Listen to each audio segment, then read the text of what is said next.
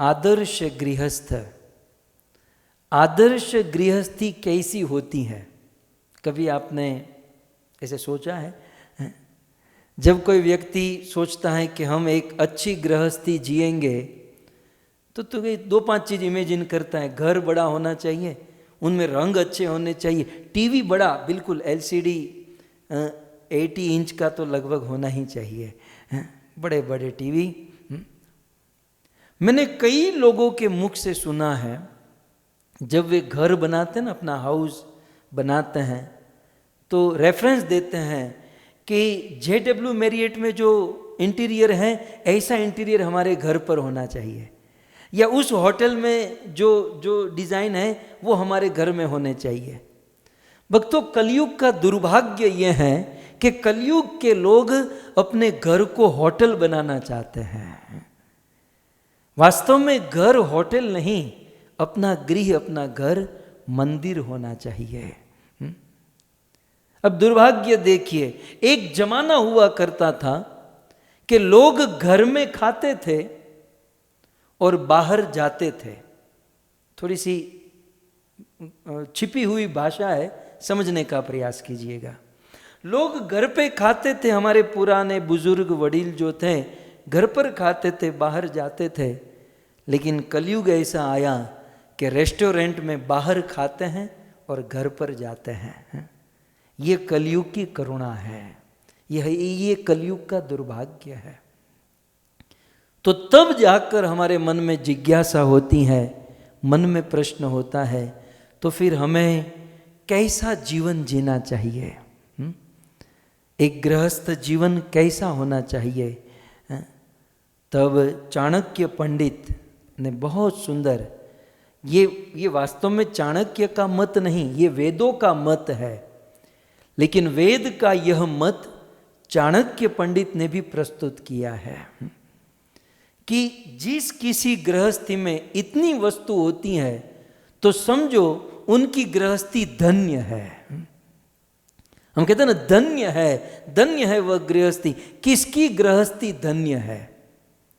अब देखिए, मैं एक श्लोक जो वेद में भी है और चाणक्य नीति में भी है, सब जगह पर यह श्लोक है। इस श्लोक में जो चीज बताई गई, ये सारी चीज यदि किसी की गृहस्थी में हो तो उनकी गृहस्थी सफल है या धन्य है।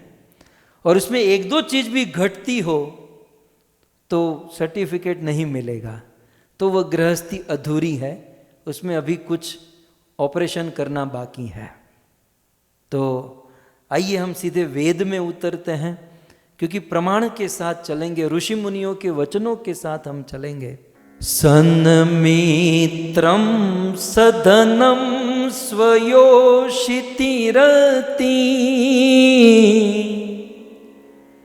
चाज्ञापरा सेवका सानन्दं सदनं सुताश्च सुधीय कांता प्रिय भाषिणे। फिर से, सन्मित्रं स्वधनं स्वयोषिरिति चाज्ञापरा सेवका सानन्दं सदनं सुताश्च सुधीय कांता प्रिय भाषिणे। आतिथ्यं प्रभु पूजनं प्रतिदिनं मिष्टान्नपानं गृहे मिष्टान्नपानं गृहे। माइक्रो ओवन की बात नहीं है, ब्रेड और पाव की बात नहीं है। क्या कहते हैं? मिष्टान्नपानं गृहे साधो संगमुपासते हि सततं धन्यो गृहस्थाश्रम धन्यो गृहस्थाश्रम।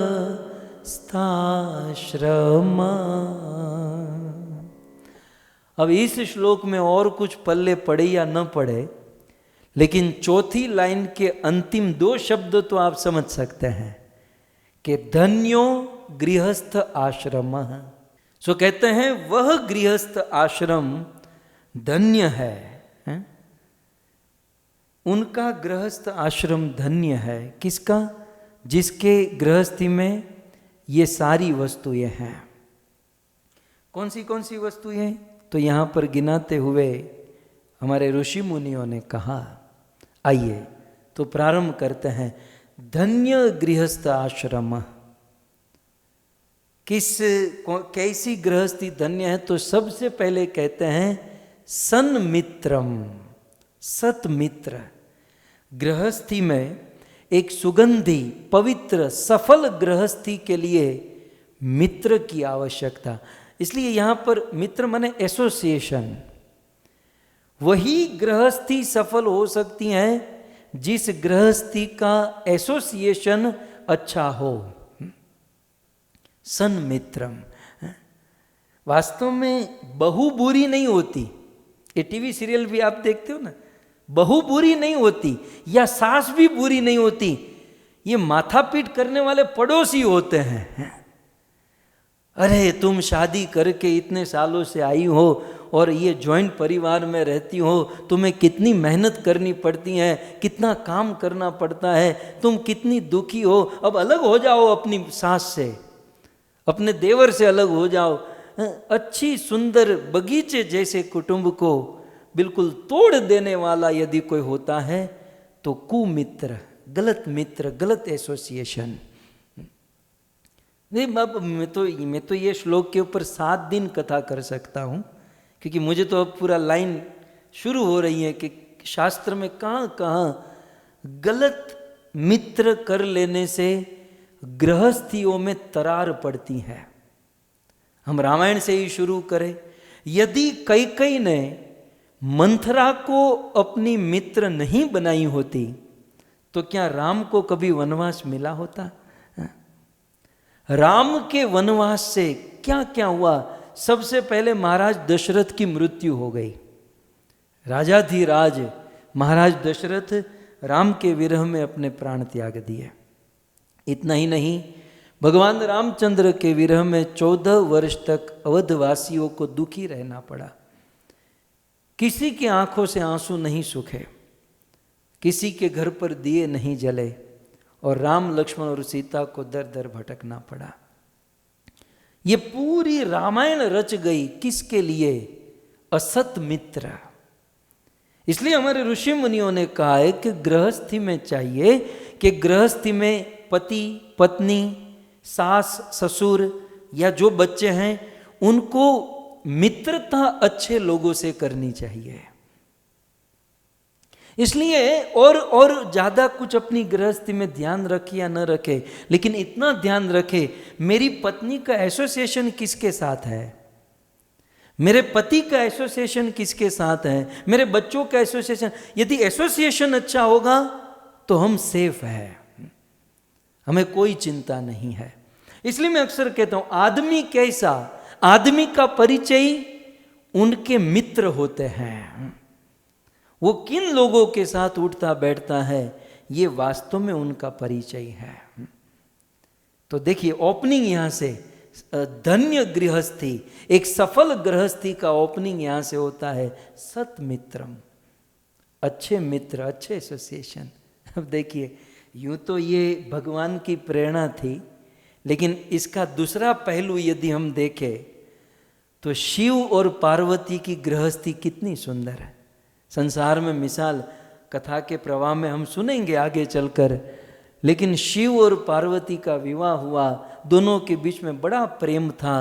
क्या शिव जी पार्वती को प्रेम देते हैं, क्या पार्वती रूठने पर मनाते और क्या क्या होता है। लेकिन एक दिन उस गृहस्थी में नारद मुनि आ गए। मैं फिर से कहूँ ईश्वर प्रेरणा, वो तो सुखदेव के जन्म के लिए, लेकिन दूसरा पहलू यदि हम देखें तो नारद मुनि आए, शिव जी घर पर नहीं थे, पार्वती ने सेवा की। नारद जी ने कहा कि देवी अभी अभी विवाह हुआ है, गृहस्थी कैसी चल रही है? बोले बहुत बढ़िया। बोले तुम पति पत्नी के बीच में कोई प्रॉब्लम तो नहीं है? बोले कोई प्रॉब्लम नहीं है। तो ठीक है ना, हो गया ना, अब खा पी कर निकलो। लेकिन सन्मित्रम लेकिन नारद मुनि कहते हैं अच्छा तुम्हारे पति पत्नी के बीच में कोई प्रॉब्लम नहीं? बोले कोई प्रॉब्लम नहीं, कोई झगड़ा नहीं। मेरे पति शाम को ऑफिस से जब घर पर, शिव जी की ऑफिस तो नहीं होगी लेकिन जहां कहीं जाते हैं, जब शाम को घर पर आते हैं तो अपनी सारी बात मुझे बताते हैं और मैं भी अपनी सारी बात अपने पति को बताती हूं, क्योंकि प्रीति जहां वहां पर्दा नहीं। हम दोनों में इतनी प्रीति है, कोई पर्दा नहीं है।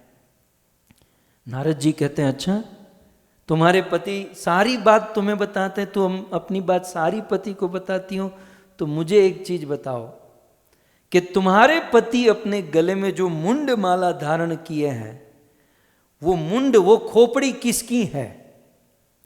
ये आज की भाषा में क्या होगा पता है? इसको आज की भाषा में मैं थोड़ा सा कहूं, किसी का पति अपने गले में लॉकेट पहने और उसमें किसी और स्त्री का फोटो रखे तो बेचारी पत्नी को प्रश्न तो होगा ना, भाई किसके मुंडे, किसकी गले में किसको टांग कर घूम रहा है। तो आज तक पार्वती ने नहीं सोचा, लेकिन नारद मुनि ने कहा कि इतनी मुंड माला, इतनी खोपड़ियां तुम्हारे पति धारण करते हैं, ये किसकी खोपड़ी है? पार्वती ने कहा कि मैंने तो आज तक पूछा नहीं, और चलो मैंने नहीं पूछा लेकिन उन्होंने भी मुझे बताया नहीं। आने दो उसे घर पर, आज मैं खबर लेती हूं। नारद जी ने कहा नारायण नारायण, अपना तो काम ही यही था। नारद जी पतली गली पकड़ लिए और यहाँ शिव जी घर पर आए और शिव और पार्वती के बीच में जो हल्ला हुआ है, कहने का अर्थ ये, मैं फिर से कहूँ, नारद शिव पार्वती ये सब सत्पात्र है। मैं इसका दूसरा पहलू आपको कह रहा हूँ कि अच्छी सी घर गृहस्थी में यदि कोई गलत संगति हो जाए तो घर गृहस्थी में आग लग जाती है, और हमने छोटी सी उम्र में बहुत आग लगी हुई देखी है। ये गृहस्थों को केवल गृहस्थ ही मत समझो, एक संस्था भी समझो, एक समाज समझो। किसी संस्था में, किसी समाज में, किसी गृहस्थी में कोई एक गलत आदमी आ गया ना, पूरी संस्था को उजाड़ देता है, पूरे समाज को तीतर भीतर कर देता है, पूरी घर गृहस्थी को बिगाड़ देता है। इसलिए यदि अपनी फूल के बगीचे को या बगीचे, अपनी फुलवारी जैसे परिवार को, गृहस्थी को धन्य बनाना चाहते हो, सेफ रखना चाहते हो, तो कभी भी गलत संगति न करें या न करने दें। ठीक है, इतना काफ़ी है।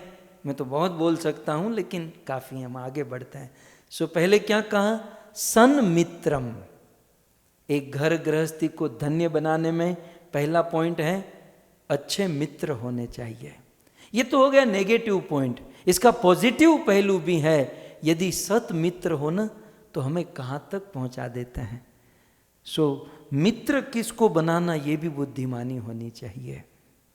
तो सत मित्रम, सो जिनकी गृहस्थी में सत मित्र हो, सन्मित्र माने सत मित्र, और सधनम, दूसरा जिनकी गृहस्थी में धन हो। एक बात समझ लीजिएगा, ये 2-5-6 महीने से जो लोग भक्ति में आए ना, बहुत उछल रहे हैं। आप सब लोग नीचे बैठ जाइए उछलने वालों। कभी कभी क्या होता है ना, भक्ति बहुत अच्छी चीज है, भक्ति में सुख है, रस है, बड़ा आनंद है, चमत्कारिक सुख जो कहीं नहीं मिलता। और फिर जो नए नए भक्त होते हैं ना, उसे क्या होता है, बस अब यही करना है, काम धंधा बिजनेस सब कुछ छोड़ो, सब कुछ भूलो, बस भक्ति। लेकिन याद रहे हम गृहस्थ है, और गृहस्थ जीवन की गाड़ी पैसों के बिना चल नहीं सकती। मैं आप सबको बिल्कुल सचेत करना चाहता हूँ, भक्ति माने घर छोड़ देना, काम छोड़ देना, बिजनेस छोड़ देना नहीं है। इसलिए सेकंड पॉइंट पर क्या है, ऋषि मुनि हमारे धन्य है। ऋषि मुनियों की बातों को सीधा जीवन में उतार दो, जीवन धन्य हो जाएगा। कोई रिसर्च करने की जरूरत नहीं है, कुछ सेटिंग करने की जरूरत है, सीधा। अब क्रम से भी यदि आप देखो तो सबसे पहला है सत मित्र, अच्छा मित्र होना चाहिए, और किसी गृहस्थी को सफल बनाने के लिए धन होना चाहिए। हम और आप प्योर डिवोटी नहीं है, हम और आप अभी प्रैक्टिस कर रहे हैं। हमारी भक्ति की बुनियाद, सेवा की बुनियाद धन के ऊपर डिपेंड है। धन नहीं होगा तो संस्था और समाज में भी कोई पूछेगा नहीं, और जहां कोई पूछेगा नहीं वहां कोई उत्साह भी, भजन भक्ति सेवा नहीं कर पाएंगे। यद्यपि भक्ति से और धन से कोई लेना देना नहीं, लेकिन हम बीच में हैं, न तो प्योर डिवोटी हैं और न तो प्योर पापी है, हमारा बीच का स्थान है। इसलिए जब तक हम लोग पवित्र नहीं हो जाते, प्योर नहीं हो जाते हैं, धन की आवश्यकता है। कई बार कुछ साधु सन्यासी कहते हैं धन को छोड़ दो। तू छोड़ देना यार, हमको क्यों छुड़ा रहा है? हम पत्नी बच्चे लेकर बैठे हैं तो घर तो चलाना होगा। बस धन छोड़ दो, पैसे को छोड़ दो, माया को त्याग दो। क्या रखा है माया में, क्या रखा है धन में? अब डोनेशन की रिसिप्ट बुक लेकर तो तू ही घूमता है। यदि गृहस्थ धन न कमाए तो कैसे मठ मंदिर चलेंगे, कैसे ये संसार का कार्य होगा? सो धन का बहुत बड़ा रोल है एक गृहस्थ जीवन, इवन डिवोटी गृहस्थ जीवन बिताने के लिए, भक्तमयी गृहस्थी बिताने के लिए धन की बड़ी आवश्यकता है। मुझे मेरे मन में स्मरण आ रहा है, मैं तो भागवत को लेकर भ्रमण कर रहा हूँ। कई सारे भक्त भावुकता में आकर वृंदावन चले जाते हैं, और फिर वृंदावन जाकर वो भावुकता डाउन हो जाती हैं, फिर खाने के लिए पैसे नहीं रहते हैं, और फिर दुखी होते हैं क्योंकि प्योर तो नहीं है। फिर क्या करें, हम तो सब छोड़ दिए, यहाँ आ गए हैं। तो ऐसी गलती ना करें।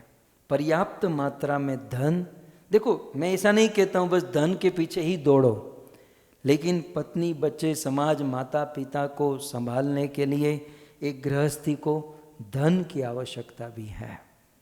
इसलिए खूब पैसे कमाओ और अपने परिवार की सेवा करो, ठीक है।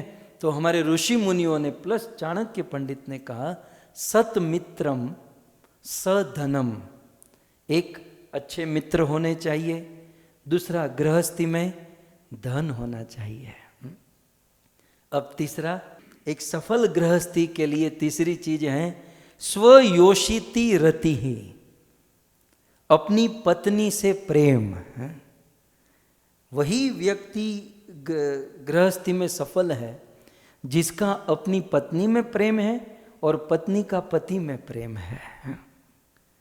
अब जहाँ पत्नी पति से प्रेम नहीं करती, पति पत्नी से प्रेम नहीं करते, उस गृहस्थी में कोई सफलता या कोई लाभ नहीं हो पाएगा। सो स्वयोषिति, स्व अपनी, योषिति माने पत्नी, रति ही, रति होनी चाहिए, प्रेम होना चाहिए, पति और पत्नी में प्रेम। ये मुझे कहने की जरूरत नहीं क्योंकि ये तो है ही है। सो सतमित्रम सधनम और स्वयोषिति रति है, ठीक है। 3 हो गया। चौथा पॉइंट है च माने और साथ ही साथ क्या है, आज्ञा परा सेवका। और एक गृहस्थी में आज्ञा पर, आज्ञा पालन करने वाले सेवक। ऐसा न हो कि घर पर सेवक हैं लेकिन वो कुछ चोरी कर रहे हैं, सेवक हमारी बातें नहीं मानते हैं। सो कोई ऑफिस में काम करता है, उसके अंडर में जो सेवक हैं, घर पर जो सेवक हैं, तो सेवक आज्ञा पर हो, है ना, आज्ञा का पालन करते हो। तो कितने हुए? 4। मुझे जरा इशारा कीजिएगा, मेरे पास पॉइंट नहीं होते, श्लोक होते हैं। तो सन्मित्रम सधनम स्वयोषिति रति और आज्ञापराह सेवका, 4 हुए, और आज्ञाकारी सेवक। आगे क्या कहते हैं, सानंद सदनम, सफल गृहस्थी बनाने के लिए और क्या चाहिए? 5वीं चीज, स आनंदम सदनम। सदन माने घर, कैसा घर होना चाहिए? स आनंदम, आनंद देने वाला घर है। सो घर गृहस्थी को चाहिए कि अपने घर वालों के लिए, अपने गृहस्थी के लिए अच्छा घर हो। ऐसा नहीं बहुत बड़ा हो या, इसमें लिखा है सानंदम, सानंद आनंद देने वाला, थोड़ा सा वातानुकूलित हो, प्रॉब्लम ना हो, छत टूटी हुई ना हो कि बारिश में पानी अंदर गिरे, धूप में तप्त हो जाए, थोड़ा सा ठीक ठाक घर होना चाहिए। तो सानंदम सदनम, और फिर सुताश्च सुधीयः, और फिर सुता पुत्र सुधीय, धीय माने बुद्धि, सु माने सुंदर, तो अपने पुत्र, बुद्धिमान पुत्र हो जिस गृहस्थी में, तो जिनकी घर गृहस्थी में सुताश्च, सुत माने पुत्र, सुधीय सुंदर बुद्धि वाले जिनके घर पर पुत्र हो, उनकी गृहस्थी धन्य। कई बार हम देखते हैं पैसे बहुत होते हैं लेकिन संतानों में कुछ लेना, चौथा माला टोटल खाली होता है, नानू मगज, छोटा मगज काम ही नहीं करता है, तो वो घर गृहस्थी क्या काम की है। सो घर गृहस्थी को सफल बनाने में पुत्र का भी बहुत बड़ा रोल है, बुद्धिमान पुत्र होना चाहिए। और अब बड़ी महत्वपूर्ण बात आ रही है। सो सानंदम सदनम सुताश्च सुधीय, और अब कहते हैं कांता प्रिय भाषिणी। ऋषि मुनियों के अंदर कितना मतलब ये भविष्य देखने का ये होता होगा कि भाई ये लिखो, क्योंकि ये बहुत जरूरी है। कांता माने पत्नी और प्रिय भाषिणी माने प्रिय बोलने वाली। सो पत्नी जो है ना प्रिय बोलने वाली होनी चाहिए।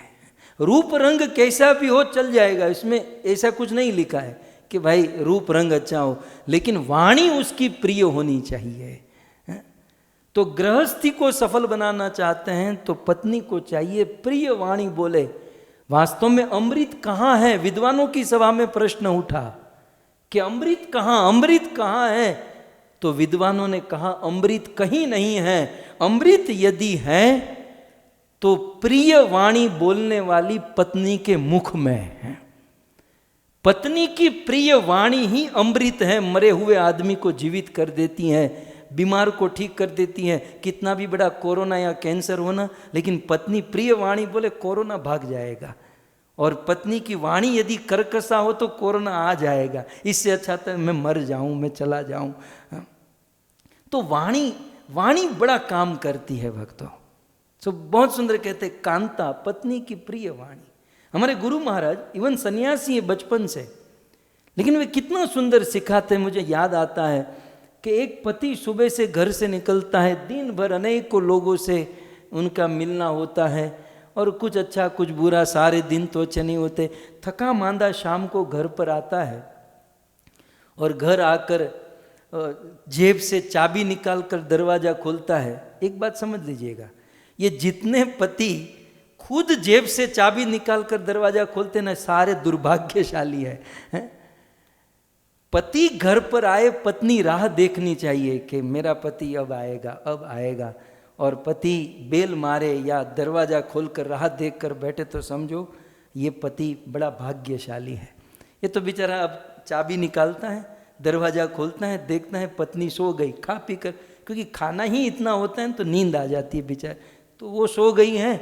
अब ये सुबह बना हुआ भोजन माइक्रो में गर्म करके खाता है, वो भी बना है तो ब्रेड पाव को बटर लगा कर खा लेता है, अपने आप को धन्य मानता है। तो ऐसा नहीं, गुरुदेव कहते हैं कांता प्रिय भाषिणी। पति जब घर पर आए तो कांता पत्नी को चाहिए कि दो मीठे शब्द बोले, अरे मैं तो आप ही की राह देख रही थी, अच्छा हुआ आप जल्दी आ गए। ये तो 5 मिनट जल्दी आए ना तो लटकाती है, आप में लटकाते हैं, जल्दी क्यों आ गए, आज 5 मिनट जल्दी क्यों आ गए? तो जल्दी आ गया तो अच्छी बात है ना, जल्दी आ गया। हाँ? ये तो बिल्कुल रिमांड पर हो जाता है, और लेट आए तो भी प्रॉब्लम। सो कांता प्रिय भाषा, बहुत अच्छा हुआ आप जल्दी आ गए, मैं तो आप ही की राह देख रही थी। भले राह न देख रहे हो, भले आप टीवी सीरियल देखती हो, लेकिन प्रिय भाषिणी होना चाहिए। बेचारा पति इतना थका मांदा है तो वो 2 शब्द सुनकर ही सारी थकावट उतर जाती है, बिना नहाए ही फ्रेश हो जाता है। प्रिय भाषिणी, मैं आपके लिए क्या करूं, मैं आप के जल लाऊं, शरबत लाऊं, जूस लाऊं, आपको क्या लाऊं, मैं क्या दूं आपको। ये तो डाइनिंग टेबल पर भोजन रखा है, गर्म करके खा लेना, मैं जा रही हूं सोने के लिए। इसे तो अच्छा है माथा पीट कर बेचारा आदमी मर जाए। प्रिय भाषिणी, अमृत जो है पत्नी के वचनों में है। सो पत्नियों के लिए भी, पति को ज़्यादा जिलाना चाहती हो, प्रसन्न सुखी देखना चाहती हो, तो प्रिय वचन बोले। ऐसा ऋषि मुनियों ने कहा है। आप ऐसा मत समझिएगा प्रभु जी का अनुभव होगा, ये बड़े परेशान हो गए तो अपनी खुन्नस यहाँ निकाल रहे हैं, ऐसा नहीं है। शास्त्र में लिखा है, इसलिए मैं आपको निवेदन कर रहा हूँ। प्रिय भाषिणी। सो अब कितने हुए नारायण जी? 5। अच्छा, आप भी भूल गए। ये कांता प्रिय भाषिणी में ये भी भूल गए कि भाई। फिर आगे कहते हैं, आतिथ्यम प्रभु पूजनम प्रतिदिनम मिष्टान्न पानम गृहे। और क्या है? आतिथ्यम। प्रतिदिनम, इस लाइन में आप देखो, प्रतिदिनम शब्द जो है ना, ये सबके साथ लगेगा।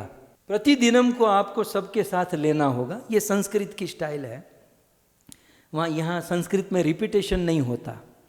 तो क्या है? प्रतिदिनम आतिथ्यम।